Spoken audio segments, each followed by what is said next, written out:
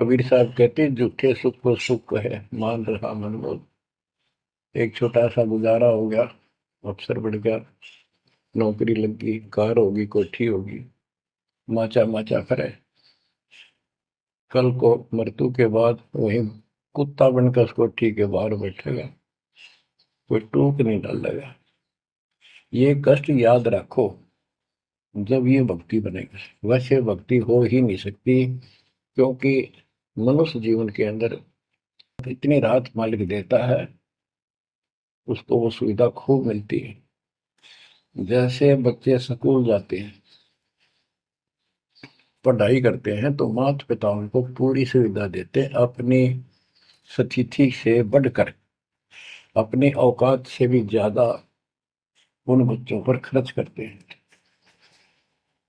और वो बच्चे पढ़ाई ना करके उन पैसों का दुरुपयोग करते हैं, उस समय का दुरुपयोग करते हैं कि तो बकवाद करें, फिल्म देखें या खेल में बढ़े रहे।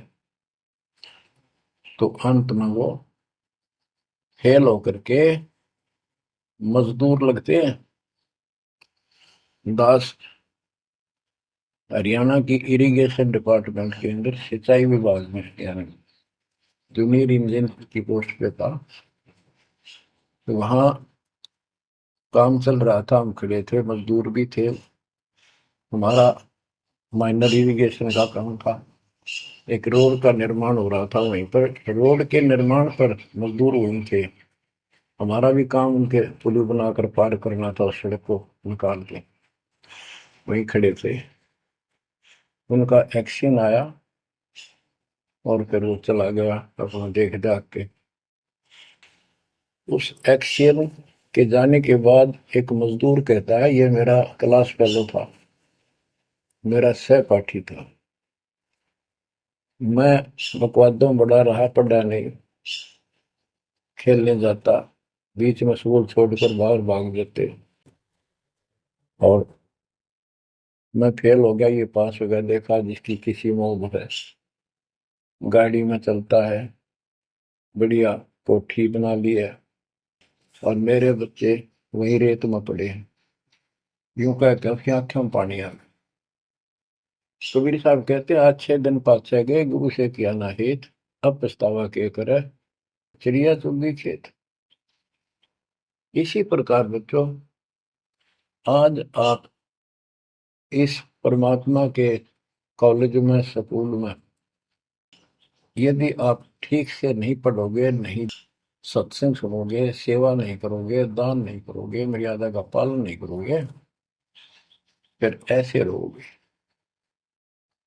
कबीर साहब कहते हैं, हिड़की दे दे रोवेगी सुरता जब तू चल लेगी अकेली।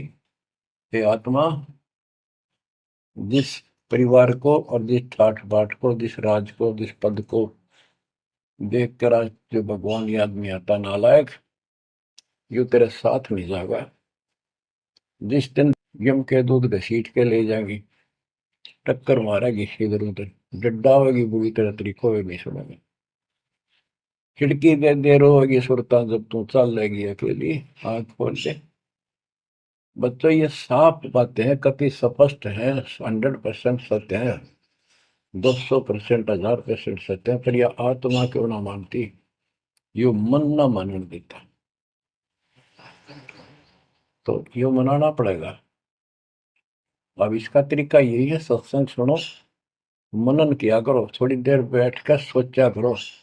यो नहीं बस सत्संग सुन रहे, बस बंद हुआ फटाफट बातें, वो करूंगा वो करूंगा, कर तो सारा लो। उसके अंदर भी परमात्मा मदद करेगा, तुम्हें लाभ मिलेगा ना। कति सिर पटक लियो, कोई राहत नहीं मिलेगी। अगर यूं सेठ बनते हो तो सारे बन जाते, सारे बाजे बाजे, फिर पल्ला कुछ भी कोई नहीं। बच्चों, आंख खोल लो बस। मैं तो आखिरी सांस तक ये बोलूंगा, क्योंकि मेरे अंदर तो ये फीड कर दिया मेरे दाता ने, मेरा कर्तव्य बना दिया। मैं अपने कर्तव्य पर उनको बोलूं नहीं। आगे आपकी किस्मत, आपके कर्म, आप कितना इसके ऊपर खरे उतरोगे, कितना इसको फॉलो करोगे। गिरी न्योली नाद सुभान गति, लड़े भुजंग हमेश, जड़ी जान नाम जगदीश है, विष नहीं व्यापै शेष। एक वाणी में कितना गजल का ज्ञान भर दिया। न्योल नाद सुभान गति, लड़े भुजंग हमेश, जड़ी जानो जगदीश का नाम है, नाम जगदीश है, विष नहीं व्यापै शेष। एक छोटा सा जानवर होता है, गिलहरी से थोड़ा बड़ा, न्योल नेवला। और सांप कितना बड़ा होता है, चाहे कितना बड़ा सांप हो, ताकतवर हो, न्योला उसको मार देता है, उसको पराजित कर देता है। कैसे करता है? उसको पता होता है वो सर्प को उस समय छेड़ता जब आस पास कोई वो बूटी होती है, कोई औषधि का पौधा होता है, उसमें से सुगंध श्वास के द्वारा भर के लाता अपने फेफड़ों, और सर्प के सम्मुख होकर उसको छोड़ देता है। उस जड़ी की स्मेल से, उसकी महक से वो सर्प डगमग हो जाता, उसको चक्कर आने लग जाते हैं। उस जड़ी में इतनी ताकत है, वो सर्प को कंडम कर देती है, उसको होश नहीं रहता। तो सर्प फिर भागने की चेष्टा करता है, और नेवला उसकी मुंडी पे बैठकर उसको पकड़ कर ऐसे रगड़ देता है, बार बार छोड़ता रहता है, वो मर जाता है, श्वास छोड़ता रहता है। तो बच्चों, यहाँ परमात्मा के ज्ञान को, परमात्मा की शक्ति और उस नाम की महिमा को परम पूज्य आदरणीय संत गरीबदास जी महाराज किस प्रकार डिफाइन करते हैं। गिरिवन्योल नाद सुभान गति, लड़े भुजंग हमेश, जड़ी जानो नाम जगदीश है, विष नहीं व्यापै शेष। के दो ये मंत्र आपको दिए हैं, ये परमात्मा का नाम जो है, ये वो जड़ी है, नाग दमन जड़ी है ये। न्योल नाद सुभान गति, लड़े भुजंग हमेश। कि न्योला अपने से कई गुणे ताकतवर सर्प के साथ उस जड़ी की ताकत से लड़ता है, उसको भगा देता है, मार देता है। तो ऐसे ही सतनाम जो सच्चा नाम को मिले हैं, प्रथम द्वितीय और सारनाम, ये समझो यह जड़ी है। इन भूत प्रेत और अन्य देवी देवता पितृ पुत्र की तो बात छो, मेरे भूत तो छोड़ो, इनकी तो गल्ला छोड़ो। अगर काल भी आ जाए ना, विष्णु व्यापक शेष, शेष नाग तो सुप्त ताकतवर आधार पुनः के, कि इतना ताकतवर काल है। आप इस मंत्र विधि से लिए हुए मंत्र को, जैसे जिसका नामकरण होगा उससे कोई असर नहीं होने का। मर्यादित भगत बेटा या बेटी, और कोई भी आपत्ति आती है, यम के दूत कोई कष्ट देना चाहते हैं, एक बार सिमरण करो इस सब नाम का। कहते विष नहीं व्यापै शेष, काल भी मुरझा जाएगा। केरी नाम कबीर है, विषम काल गजराज, दादू भजन प्रताप से सुनकर बाजेगा आज। तो बच्चों, इन बातों को ध्यान से रखो, याद रखो। आप इतने सुरक्षित हो गए हो, जैसे हाथी पर बैठा दिया जाए तो कुत्ता उसको कोई हानि नहीं कर सकता। तो स्वान हाथी के असवार को स्वान काल में खाए, हाथी पर बैठा आप हो। आप इतने परमात्मा की शरण में आ गए थे, इतने सुरक्षित हो गए, उसकी रेंज से, पहुंच से इतनी दूर हो गए काल से, जैसे कुत्ता हाथी पर बैठे व्यक्ति को कोई हानि नहीं कर सकता। उसके लिए आपने तन मन शीस ईस अपने पे, तन मन शीस ईस अपने पे, पलम चोट चढ़ावे जब कोई, राम भगत गति पावे हो। जब कोई राम भगत गति पावे हो जी, लोक लाज मर्याद जगत की, तरण ज्यों तोड़ बगावे। अष्ट सिद्धि की अटक न माने, आगे कदम बढ़ावे। जब कोई राम भगत गति पावे, तो जी जब कोई राम भगत गति पावे तो। बच्चों, ये सारे फार्मूले लाने पड़ेंगे जब यह प्रॉब्लम सोल्व होगी जन्म और मरण की। आप क्या बताते हैं? गरीब हंस गवन करते नहीं, मान सरोवर छाड़। कौवे उड़ उड़ जाते हैं, खाते मांसाहार। गिरव मान सरोवर मुक्ति फल, मुक्ता हल के ढेर। कौआ आसन ना बंधे, भूमि दीन सुमेर। गरीब कौआ रूपी भेख है, ना प्रतीत यकीन। 68 का फल मेट कर बहे दीन बेदीन। गरीब हंस दशा तो साध है, सरोवर है सत्संग। मुक्ता हलवाणी चुगे, चढ़त नवेला रंग। और देख कितनी अच्छी व्याख्या की है संत गरीबदास जी ने, कमाल कर दिया। गरीब अंश गवन करते नहीं, मान सरोवर छाड़। कौवे उड़ उड़ जाते हैं, खाते मांसाहार। फिर बताया है, गरीब हंस दशा तो साधु है, सरोवर है सत्संग। मुक्ता हलवाणी चुगे, चढ़त नवेला रंग। कि जैसे हंस गमन करते नहीं, मान सरोवर छोड़। हंस का एक पक्षी होता है हंस, उससे तुलना की है सते हुए भगत, निर्विकार भगत, सच्चे भगत की। कि जैसे हंस एक पक्षी होता है, सरोवर के ऊपर, तालाब के ऊपर होता है, जिसमें मोती होते हैं, और वहीं पर बुगला होता है, उसी जैसी शकल से शकल होती है, उनकी पहचान नहीं कर सकते। उनकी पहचान इसी से होती है। जो मोती खाता है वो तो हंस, और मच्छी खाता है वो है बुगला। दोनों की सेम आकार शरीर का, और ऐसे ही कलर सफेद होता है। और कौवे भी वही होते हैं, मांस मच्छी खाते हैं। हंस वो होता है जो भूखा मर जाएगा, पर मच्छी मांस मेंढकी नहीं खाएगा, मेंढक नहीं खाएगा। इसी प्रकार भगत वो होता है अपने धर्म कर्म पर रहेगा, बकवाद नहीं करेगा, चाहे कुछ भी हो।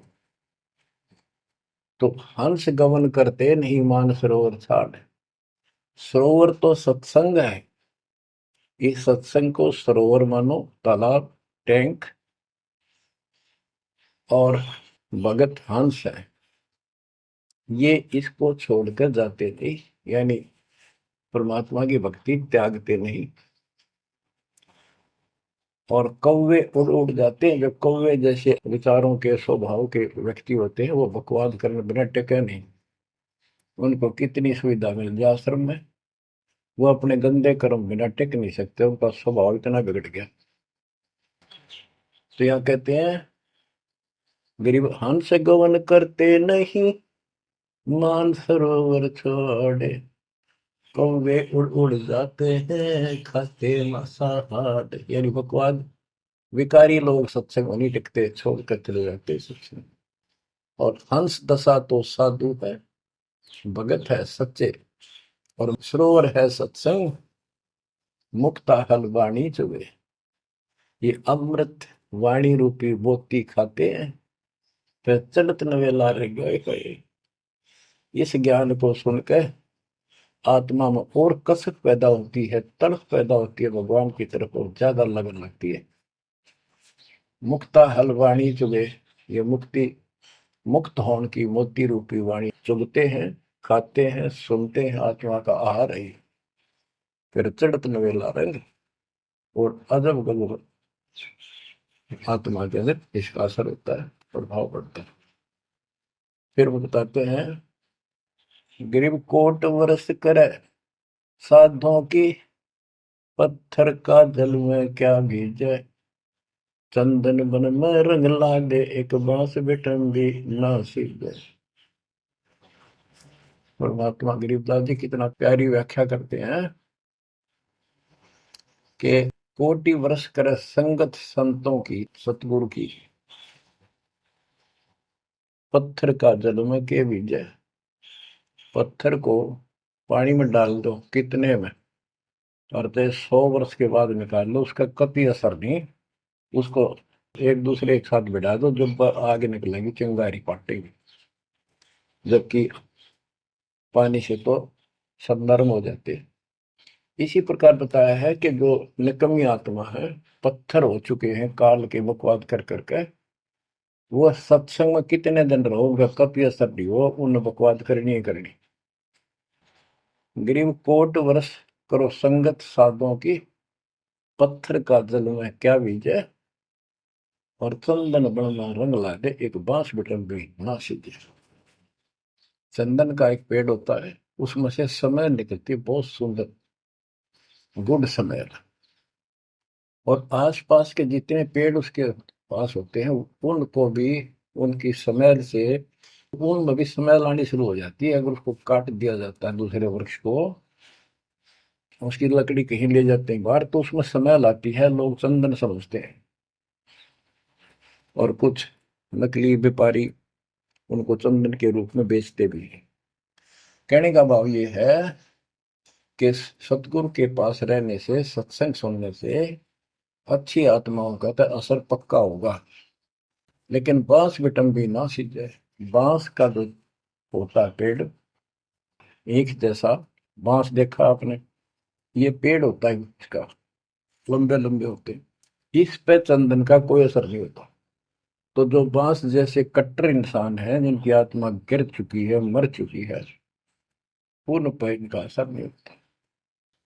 वो ऐसे लोग हैं, संगत माई कुसंगत उपजा, जैसे बन में बांस, आपा किसके आग लगा हुआ कर बनखंड का विनाश। अब क्या बताते हैं, जो सत्संग में आकर भी बकवादी है और उनका असर नहीं हो रहा, वही कर्म बकवादों वाले करते हैं, नाम तोड़ रहे हैं, सार नाम लेकर भी बकवाद करते। बच्चों, आप सुन रहे हो अमृत वचन, अमर ज्ञान। अब जैसे कई भक्त हैं, लिखे ऐसे हैं जैसे बहुत बड़े भगत है, बहुत निकट रहते हैं हमारे, और अंत में उनके कर्म इसे गद्दे पावे, हम सोच भी नहीं सकते। तो ये गलतियां हैं, इनको सुधारना पड़ेगा अपने। माई और बात तेरे काम न आवे, संतों शरण लाग रे, मुके सोवग पलत में बंदे, जाग जाग नर जाग रे, जाग जाग नर जाग, उठ सवेरे हुक्कावर लिया, मुके जाग्या नर भाग रे, शुक्रम किया ना करी रे बंदगी, फुटे तेरे भाग रे, वो फुटे तेरे भाग रे। इस तन सराय में जीव मुसाफिर, करता रहे दिमाग रे, रात बसेरा कर ले डेरा, चले सवेरा त्याग रे, चले सवेरा त्याग रे। बगैर सच्चे ज्ञान के इंसान सारे जीवन में अपने मनमुखी अटपट कर कर, यूं कर दूंगा, वो कर दूंगा, कोठी बना दूंगा, उसने ऐसे ठग लूंगा, ये ऐसे कमा लूंगा, यहाँ जमीन इतनी सस्ती मिले है, ऐसे कर लूंगा, कर ले। लेकिन भक्ति भी तो साथ कर ले। बरकत तो दाता ने देनी है, कर्म तो ज्यादा मिले नहीं, कितनी कोशिश कर लो, कर्म से अधिक लेना है तो धनी की शरण माना होगा। इस परमात्मा कबीर जी के हाथ में वो कलम है जो पाप कर्म को काट के शुभ कर्म लिख देता है। आपके भाग में ना है उसको भी लिख देता है, आपके संस्कार ठीक कर देता है। सत साहेब जी, इस वीडियो के बनाने का उद्देश्य हमारा किसी को भी नीचा दिखाना व किसी की भावनाओं को ठेस पहुंचाने का नहीं है। इस वीडियो के बनाने का उद्देश्य हमारा संसार के सभी जीवों को परमात्मा के आध्यात्मिक ज्ञान से अवगत कराना है। परमात्मा कौन है, कैसा है, कहाँ रहता है, इस परमात्मा के भेद को संसार के सभी जीवों को बताना है। तो आइए देखते हैं जगत गुरु तत्वदर्शी संत रामपाल जी महाराज जी द्वारा लिखी पुस्तक परिभाषा प्रभु की पेज नंबर 195 से। स्वयं महर्षि दयानंद सरस्वती द्वारा भाष्य। यजुर्वेद अध्याय नंबर 5 के श्लोक नंबर 32 में लिखा है कि बंधनों का शत्रु अर्थात हम बंदी छोड़ कहते हैं। उन्होंने बंधन समाप्त करने वाला लिखा। वह सत्यधाम युक्त है अर्थात सतलोक में स्थान है तो वह आकार में भी है। यदि मकान बनाया है तो व्यक्ति भी है जिसने बनाया है तथा उसमें रहता है। यदि पूर्ण परमात्मा असंभव को संभव नहीं कर सकता, कोई विशेष लाभ दे ही नहीं सकता, तो परमात्मा की भक्ति करने की इच्छा ही समाप्त हो जाएगी। प्राणी नास्तिक हो जाएंगे। जैसे कोई गाय की महिमा बताए, बहुत उत्तम प्राणी है, अमृत जैसा दूध देती है, आदि आदि।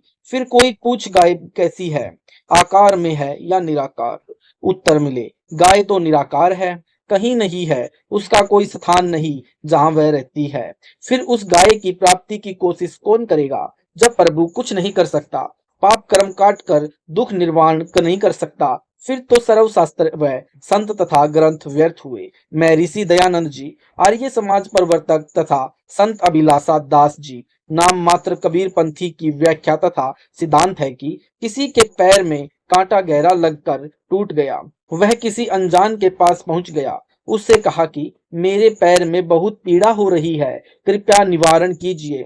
उस व्यक्ति ने कहा कि कांटा तो निकला नहीं करता, अर्थात यह तो पैर में लगा ही रहेगा। आप जूते पहन लो, भविष्य में कांटा लगने से बचाव हो जाएगा। अब विचार करें भक्तजनों कि कांटा लगे पैर में जिसमें बहुत पीड़ा हो रही हो, जूता पहन ही नहीं जा सकता, कांटा निकल जाने पर ही जूता पैर में पहना जा सकता है, इस डर से कि कहीं फिर कांटा न लग जाए। इसी प्रकार परमात्मा पहले पाप कर्मों रूपी कांटे को निकालता है, अर्थात पाप कर्म काटता है, क्योंकि यहाँ यानी काल ब्रह्मलोक में सर्व प्राणी कर्म का फल भोग रहे हैं। पुण्य कर्म से सुख तथा पाप कर्म से दुख होता है। पाप कर्म यानी कांटा निकले, कटे तो सुख हो सकता है, अन्यथा नहीं। इसलिए परमात्मा की तलाश प्रत्येक बुद्धिमान भक्त का कर रहा है। इसी का प्रमाण यजुर्वेद के अध्याय नंबर 5 के श्लोक नंबर 32 में निम्न देखें। यजुर्वेद अध्याय नंबर 5 के श्लोक नंबर 32 का हिंदी अनुवाद। जो पूर्ण शांतिदायक है वह पाप कर्म काटने वाला कबीर है। दुखदायी काल लोक में रहने वालों के बवरे की तरह विषयों के बंधन में बंधे हुओं के बंधन काटने वाला बंदी छोड़ रक्षा के लिए तुरंत आने वाला है। पवित्र करने वाला वायु के तुल्य है। सभा में अर्थात ओंकार ब्रह्म के 21 ब्रह्मंडों में जितने यानी ब्रह्मा विष्णु शिव तथा देवी देवताओं आदि की सभा है, मैं जैसे चूहों की सभा में बिलाव की तरह शक्तिशाली राजाधिराज अर्थात कुल मालिक है। सर्व ऊर्जा स्त्रोत अग्नि रूप परमेश्वर वायु की तरह प्रत्येक जीव को कर्माधार से स्थानांतरण करने वाला आकाश के गुण शब्द रूप में अविनाशी है। जगत को त्यागने वाला अंतर्यामी जाना माना अर्थात सर्वविदादित है। हवन में आहुति दिए घी का जैसे प्रारूप बदल जाता है अर्थात अधिक लाभदायक हो जाता है, ऐसे भक्ति से भक्त के गुण बदलने वाला तथा धार्मिक कार्यों यज्ञ आदि का फल देने वाला अर्थात अधियज्ञ स्वयं प्रकाशित सतलोक में रहने वाला है।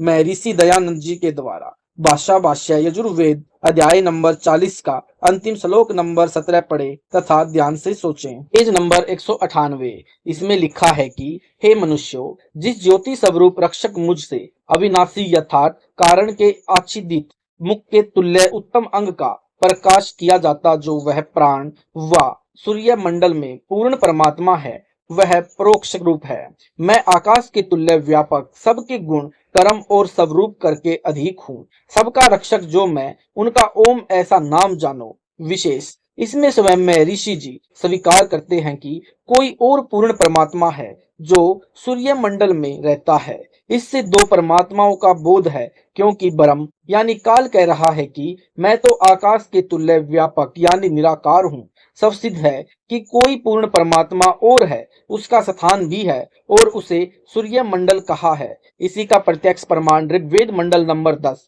सूक्त नंबर 90 में तथा गीता अध्याय नंबर 15 के श्लोक नंबर 16, 17, 18 में भी स्पष्ट है कि तीन परमात्मा है, क्षर पुरुष यानी ब्रह्म तथा अक्षर पुरुष यानी परब्रह्म व परम अक्षर पुरुष अर्थात नि अक्षर पुरुष यानी पूर्ण ब्रह्म। यह पूर्ण ब्रह्म सबका धारण व पोषण करता है। फिर ब्रह्म यानी काल कहता है कि मैं तो शरीरधारी प्राणियों से तथा जीवात्माओं से श्रेष्ठ हूँ, इसलिए वेद में परमात्मा मानते हैं, परंतु वास्तव में परमात्मा तो अन्य ही है, जो अविनाशी ईश्वर परमात्मा कहा जाता है। परमेश्वर का स्थान है जो सतलोक में रहता है। इसका प्रमाण यजुर्वेद के अध्याय नंबर 5 श्लोक नंबर 32 में महर्षि दयानंद जी अपने पद कमलोद्वार लिखते हैं कि परमात्मा सत्यधाम युक्त है, अर्थात सतलोक में रहता है। फिर कबीर साहिब के बारे में महर्षि जी के विचार स्वयं पढ़े तथा साबादी में दे ऐसे महापुरुष को जिसने लाल को कोड़ी बताया तथा परमात्मा को अपंग सिद्ध किया। Page number 199। प्रश्न, क्या पूर्ण परमात्मा भी माँ के गर्भ से पैदा होता है? उत्तर यानी संत रामपाल दास का नहीं। पूर्ण परमात्मा कबीर साहिब यानी कबीर देव है। वह कभी माँ से जन्म नहीं लेता, स्वयं प्रकट होते हैं तथा जो कोई कबीर साहिब यानी कबीर देव की भक्ति शास्त्रानुकूल करके उन्हीं जैसा गुणों युक्त हो जाते हैं, वे भी माँ से जन्म नहीं लेते। देखे महाराज गरीबदास यानी हरियाणा वाले की लीला, इसी पुस्तक के पृष्ठ नंबर 224 पर। प्रश्न, आपके कबीर पंथी महात्मा पारखी संत अभिलाष दास द्वारा बीजक का टीका किया है, उसमें लिखा है कि सतगुरु कबीर भी आम जीव जैसे प्राणी थे, वे कोई परमात्मा नहीं थे। पिछले जन्म के संस्कार अच्छे थे, इसलिए कुछ भिन्न महसूस होते थे। जीव ही ईश्वर है, यही सर्व रचना करने वाला है तथा माता व पिता के संयोग के बिना कोई उत्पन्न नहीं होता। कई कहते हैं कि परमात्मा किसी स्थान पर रहता है, यह गलत है। किसने देखा है? वह स्थान कहाँ है? वर्णन है। किसने ठहराया यह सिद्धांत? कहते हैं कि परमात्मा कण कण में व्यापक है। जब शरीर से जीव निकल जाता है तो वह शरीर क्यों नहीं चलता फिरता? यदि परमात्मा कण कण में होता तो इस शरीर को जीवित करके चला दे, ऐसा नहीं है। यह कबीर पंथी श्री अभिलाष दास जी महाराज के विचार हैं, जो बहरानुपुर के गद्दी से संबंधित है तथा इनका अपना स्थान इलाहाबाद लिखा है। सतगुरु कबीर बीज टीकाकरण अभिलाष दास, भूमिका पृष्ठ नंबर 98, 99, 114। आगे भूमिका पृष्ठ नंबर 109 पर लिखा है कि कोई भगवान देव गोसाई वगैरह नहीं जो पाप कर्मों को क्षमा कर देगा। यह भूल है, कर्म तो भोगने ही पड़ेंगे। संत रामपाल दास के विचार। नंबर 1, पहले आप इसी पुस्तक के पृष्ठ नंबर 93 पर सृष्टि रचना पढ़ें। फिर अथर्ववेद के कांड नंबर 4 अनुवाक नंबर 1 के 1 से 7 श्लोक इसी पुस्तक के पृष्ठ नंबर 131 पर पढ़ें। तब आप स्वयं धिक्कारेंगे उन नादान संतों को जो अपना सिद्धांत आप बनाते हैं तथा समाज को गलत दिशा दे रहे हैं। नंबर 2, जीव ही ईश्वर नहीं है। Page number 200। जैसे जल से बर्फ बन जाती है, उसमें जल के गुण नहीं रहते, गुणाधार पर नाम बर्फ पड़ गया। जब तक बर्फ है तब तक पानी नहीं कहलाता। इस दृष्टिकोण से बेशक कह दे कि बर्फ ही पानी है, परंतु बर्फ से पानी बनाने की विधि को अपनाना पड़ेगा, तब यह जल बनेगी, तब पानी कहा जाएगा। सतलोक में यह आत्मा हंस रूप थी। इसी प्रकार आत्मा को परमात्मा जैसा ही निर्लेप अविनाशी कहा है, परंतु काल लोक में कर्म बंधन से जीव बन गया। यदि जीव को ईश्वर माने तो गधा भी ईश्वर हुआ, कुत्ता भी। स्वयं सोचो, अब आत्मा कर्म बंधन से काल यानी ब्रह्म के वश इसके 21 ब्रह्मांड में कैद है तथा जीव संज्ञा में है। इसे पीयू बनाने की विधि है पूर्ण गुरु से सच्चा नाम यानी सतनाम अर्थात वास्तविक मंत्र लेकर जाप करना है। बीजक ग्रंथ में साहिब कबीर ने लगभग 50 शब्दों साखियों तथा रमेणियों में राम नाम जपने सार नाम जपने को कहा है। यदि कोई परमात्मा है ही नहीं तो किस राम का जाप श्वासों से जपने को साहिब कह रहे हैं। कबीर, श्वास श्वास में नाम जपो, व्यर्थ श्वास न खोए, न जाने इस श्वास को आवन हो के न होए। कबीर, राम नाम जपते रहो जब तक घट में प्राण, कभू तो दीन दयाल के बिनक पड़ेगी कान। गरीबदास जी कहते हैं, गरीब अनंत कोटि ब्रह्म गए, अनंत कोटि बहे ईश, साहिब तेरी बंदगी से जीव होए जगदीश। जीव को प्रभु भक्ति से आत्म तत्व में लाकर निर्लेप बनाया जाता है, इसलिए प्रभु भक्ति की जाती है। Page number 201। किसने देखा है प्रभु, कहाँ रहता है? उत्तर, संत रामपाल दास का। सतलोक यानी सतधाम में रहता है तथा पाप कर्मों को काटने वाला कबीर साहिब है। यजुर्वेद अध्याय नंबर 5 के श्लोक नंबर 32 में इस बात का प्रमाण है। यजुर्वेद अध्याय नंबर 5 के श्लोक नंबर 32 का हिंदी अनुवाद, जो पूर्ण शांतिदायक है वह पाप कर्म काटने वाला कबीर है। दुखदायी काल लोक में रहने वालों के बवरे की तरह विश्व के बंधन में बंधे हुओं के बंधन काटने वाला बंदी छोड़ रक्षा के लिए तुरंत आने वाला है। पवित्र करने वाला वायु के तुल्य है। सभा में अर्थात ओंकार ब्रह्म के 21 ब्रह्मंडों में जितने यानी ब्रह्मा विष्णु शिव तथा देवी देवताओं आदि की सभा में है, जैसे चूहों की सभा भी बिलाव की तरह शक्तिशाली राजाधिराज अर्थात कुल मालिक है। सर्व ऊर्जा स्रोत अग्नि रूप परमेश्वर वायु की तरह प्रत्येक जीव को कर्माधार से स्थानांतरण करने वाला आकाश के गुण शब्द रूप में अविनाशी है। Page number 202। जगत को त्यागने वाला अंतर्यामी जाना माना अर्थात सर्वविदित है। हवन में आहुति दिए घी का जैसे प्रारूप बदल जाता है अर्थात अधिक लाभदायक हो जाता है, ऐसे भक्ति से भगत के गुण बदलने वाला तथा धार्मिक कार्यों यदि फल देने वाला अर्थात अधियज्ञ स्वयं प्रकाशित सतलोक में रहने वाला है। संत रामपाल दास द्वारा भावार्थ।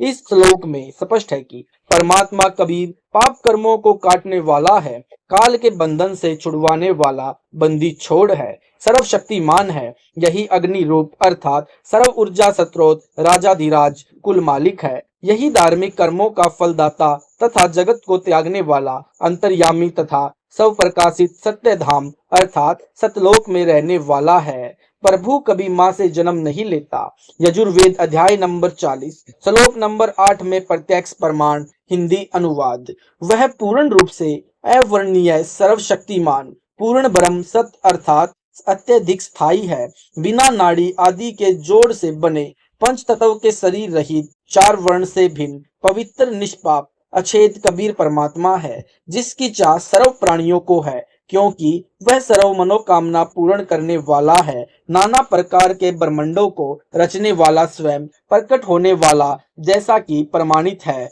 वास्तव में अविनाशी पूर्ण शक्ति से समृद्ध पूर्ण ब्रह्म के समान कांति युक्त है, अर्थात पूर्ण परमात्मा के समान आभा वाला स्वयं कबीर ही पूर्ण ब्रह्म है। Page number 203। कबीर साहिब स्वयं प्रकट होते हैं, कभी माँ के जन्म नहीं लेते। यही भूल सर्व समाज में है कि कोई भी माँ के बिना पैदा नहीं हो सकता। हमने कबीर पंथी महात्मा देखे, वे कहते हैं कि माँ के बिना कोई पैदा हो ही नहीं सकता। जब उनकी इतनी ही सोच है तो वे कबीर साहिब के पंथी नहीं है, बल्कि वे तो सतगुरु के विरुद्ध ज्ञान दे रहे हैं, सतगुरु की महिमा घटा रहे हैं। अब उनकी बुद्धि यहीं तक काम कर रही है, फिर वे मुक्ति क्या देंगे, वे नाम क्या दे सकते हैं? सोच लेना भक्तात्माओं, यदि परमात्मा पाना है तो इन गुमराह करने वाले अज्ञानी नकली संत विचारहीन प्राणियों से आपको बचना होगा।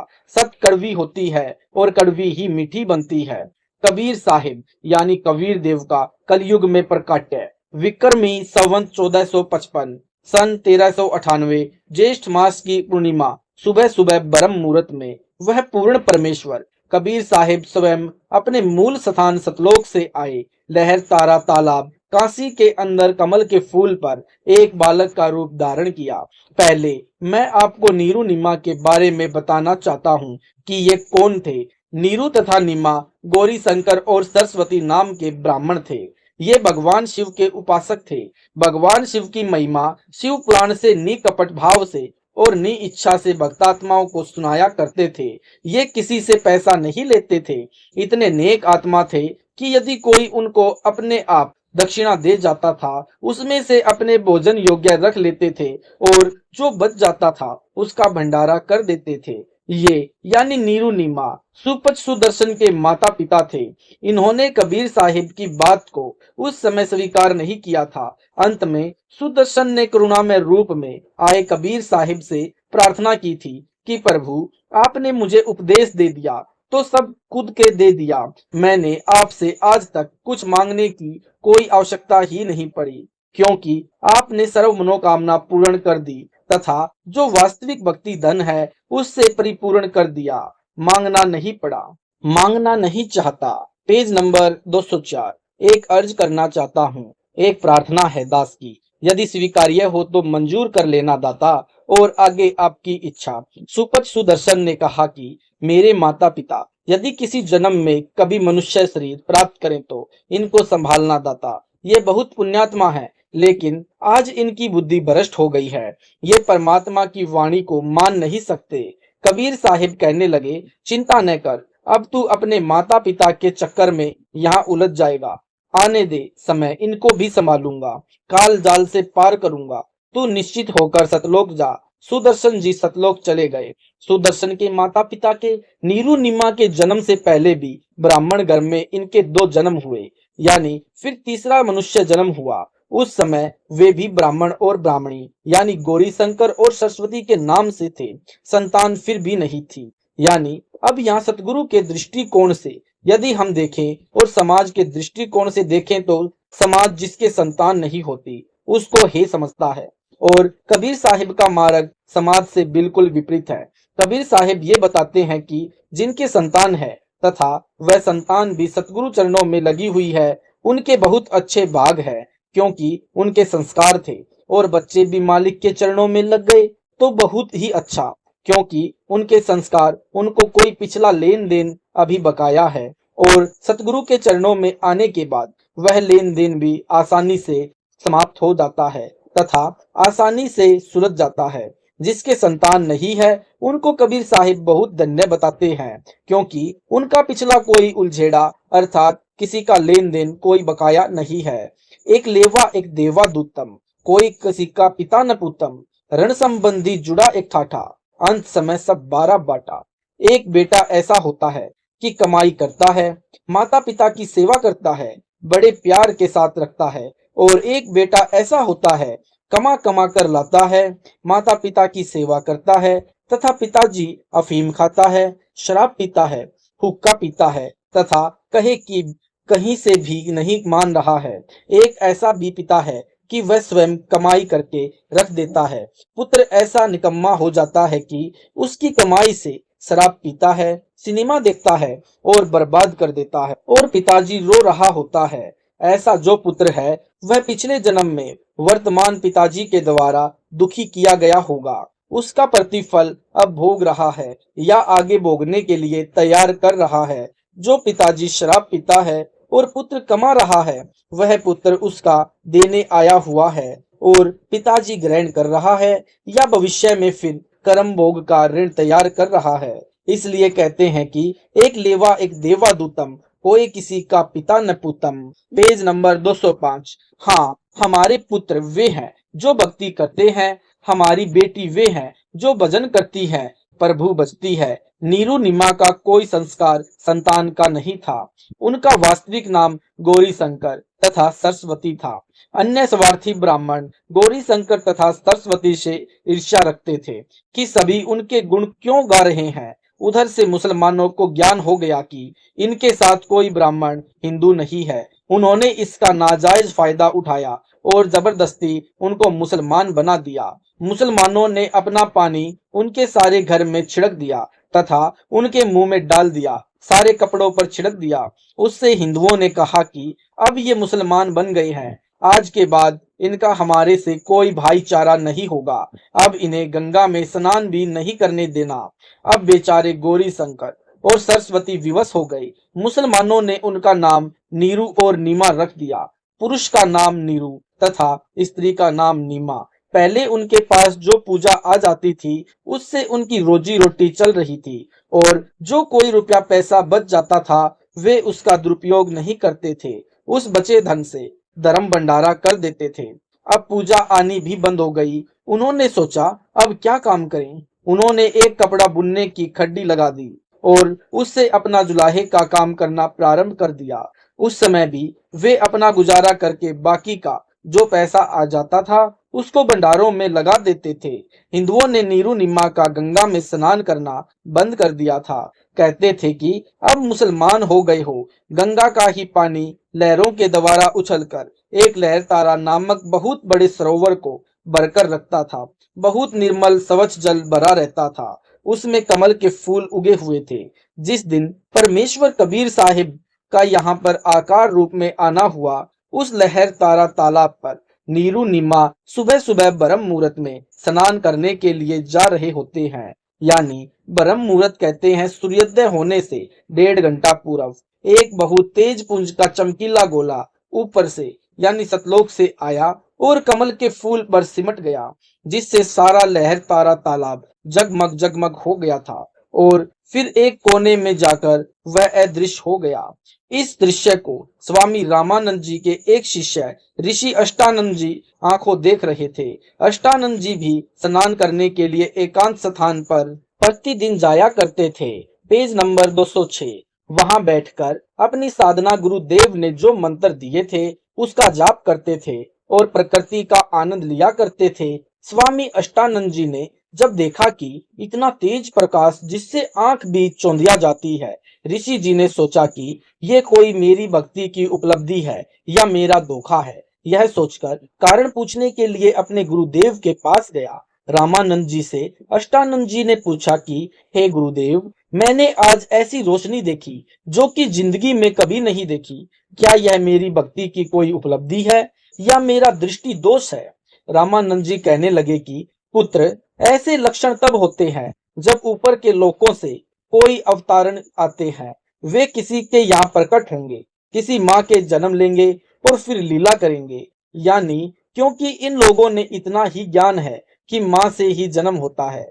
जितना ऋषि को ज्ञान था अपने शिष्य को तसल्ली दे दी। नीरू व नीमा जब स्नान करने जा रहे थे तो रास्ते में नीमा प्रभु से प्रार्थना कर रही थी कि हे भगवान शिव, यानी क्योंकि वे बेशक मुसलमान बन गए थे लेकिन अपनी वह साधना हृदय से नहीं भूल पा रहे थे जो इतने वर्षों से कर रहे थे। क्या आपके घर में हमारे लिए एक बच्चे की कमी पड़ गई?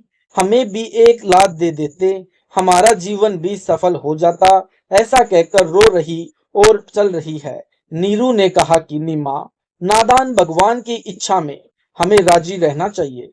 जो प्रभु की इच्छा है वह ठीक है। यदि ऐसे रोती रहेगी तो तेरा शरीर कमजोर हो जाएगा, आंखों से दिखना बंद हो जाएगा। तो हमारे बाग में है ही नहीं। ऐसा मत कर, हर समय मत रोया कर। ऐसे कहते कहते लहर तारा तालाब पर पहुंच गए। थोड़ा थोड़ा अंधेरा था। नीमा स्नान करके बाहर आ गई, अपने कपड़े बदले। नीरू स्नान करने के लिए तालाब में प्रवेश कर गया। गोते मार मार कर नहा रहा था, प्रभु की स्तुति कर रहा था। नीमा जब स्नान करते समय पहना हुआ कपड़ा धोने के लिए दोबारा तालाब के किनारे गई तब तक अंधेरा हट गया था। सूर्य उदय होने वाला ही था। वह देख रही है कि सामने कमल के फूल पर कोई वस्तु हिल रही है। कबीर साहिब ने बच्चे के रूप में एक पैर का अंगूठा मुख में दे रखा था और एक पैर को हिला रहे थे। पहले तो नीमा ने सोचा कि शायद कोई शरप न हो और मेरे पति की तरफ आ रहा हो। फिर देखती है कि ये तो कोई बच्चा है। Page number 207। बच्चा और कमल के फूल पर एकदम अपने पति को आवाज लगाई कि देखना जी, बच्चा डूबेगा, बच्चा डूबेगा। नीरू बोला कि नादान, तू बच्चों के चक्कर में पागल हो गई है, पानी में भी तुझे बच्चा नजर आ रहा है। नीमा ने कहा, हाँ, वह सामने कमल के फूल पर देखो। अब उसकी जोरदार आवाज से प्रभावित होकर जिस तरफ हाथ से इशारा किया था, नीरू ने उधर देखा। एक बच्चा कमल के फूल पर नवजात शिशु के रूप में लेटा हुआ है। वे तो स्वयं मालिक थे। नीरू उस बच्चे को फूल समेत उठा लाए और नीमा को दे दिया। स्वयं स्नान करने लग जाता है। नीरू स्नान करके बाहर आया।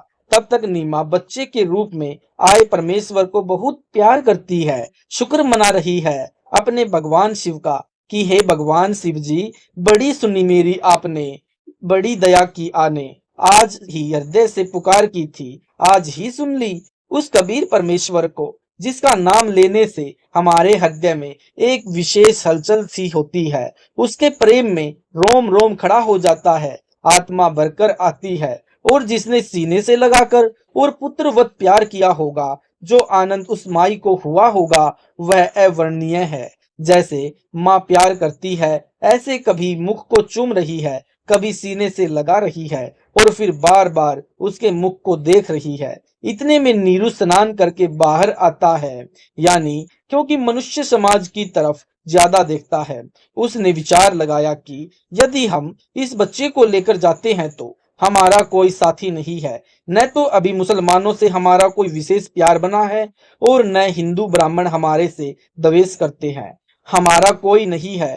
पहले इसी का मौका मुसलमानों ने उठाया कि हमें मुसलमान बना दिया, क्योंकि हमारा कोई साथी नहीं था। अब यदि हम इस बच्चे को ले जाएंगे तो लोग कहेंगे कि बताओ इस बच्चे के माता पिता कौन है, तुम किसी का उठाकर लाए हो, इसकी माँ रो रही होगी। हम क्या जवाब देंगे, कैसे बताएंगे? कमल के फूल पर बताएंगे तो कोई मानेगा नहीं। यह सर्व विचार करके नीरू ने कहा कि नीमा, इस बच्चे को यहीं छोड़ दे।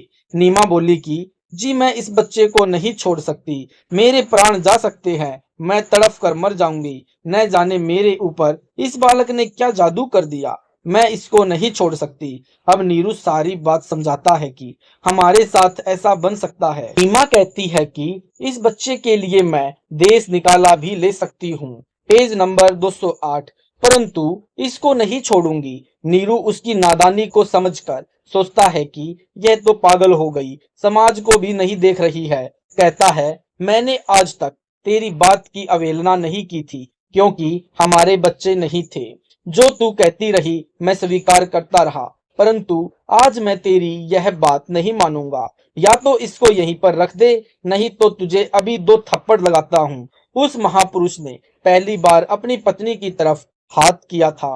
उसी समय बालक रूप में कबीर साहिब बोले कि नीरू, मुझे घर ले चलो, तुम्हें कोई आपत्ति नहीं आएगी। फिर नीरू घबरा गया कि यह बालक कोई फरिश्ता न हो अथवा कोई सिद्ध पुरुष हो और तेरे ऊपर कोई आपत्ति न आ जाए। चुप करके चल पड़ा। बच्चे को लेकर घर आ गए तो सभी यह पूछना तो भूल गए कि कहाँ से लाए हो। काशी के स्त्री तथा पुरुष लड़के को देखने आते हैं तथा कहते हैं यह तो कोई देवता नजर आता है, इतना सुंदर शरीर, ऐसा तेजोमय बच्चा पहले कभी नहीं हमने देखा।